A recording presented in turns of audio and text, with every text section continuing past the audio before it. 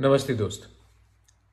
आज सबसे पहले इस खुश अवसर में मैं सबको ईद मुबारक कहना चाहता हूँ। हमारे जो भी मुसलमान भाई बहन हैं सबको मैं ईद मुबारक बोलना चाहता हूँ और मैं दुआ करता हूँ कि आने वाले दिन में जो यहाँ में पैंडेमिक चल रहा है हमारे पूरे देश में, हमारे राज्य में, वो कम हो और हमारी ज़िंदगी वापस जैसी पहली थी वैसी हो जाए।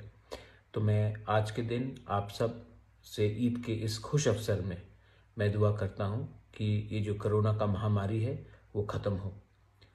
और इसके साथ मैं एक मैसेज भी देना चाहता हूँ। आज बहुत बड़ा दिन है, हम सब एक दूसरे से घुल मिल रहे हैं, सब जाकर नमाज अदा कर रहे हैं। लेकिन एक बात ज़रूरी आपको दिल में रखना है, ध्यान में रखना है कि ये जो सोशल डिस्टेंसिंग है ये हमको मेंटेन करना है और मास्क हमेशा पहन के रखिए।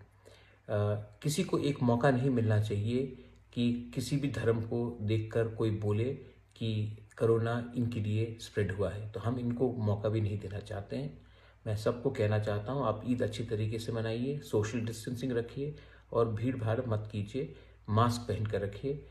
इस महामारी में हम सबको एक संग होकर, इस देश को एक संग होकर, हर धर्म को एक संग होकर आगे बढ़ना है। आखिर में मीडिया में एक रिपोर्ट आया था कि राजमाता को कोरोना हुआ है। ये सच बात है, राजमाता को कोरोना हुआ है, उनका बुखार है, हम उनके साथ हैं, लेकिन वो घर में है और मैं आप सबसे कहना चाहता हूँ कि वो स्टेबल है। लेकिन आपका दुआ का दरकार है, आप पूजा कीजिए, आप दुआ कीजिए कि राजमाता भी जल्द से जल्द ठीक हो जाए।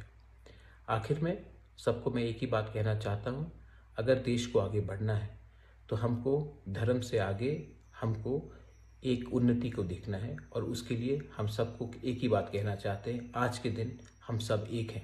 ईद मुबारक टू ऑल। बेलाइनो हम बाय, धन्यवाद, थैंक यू।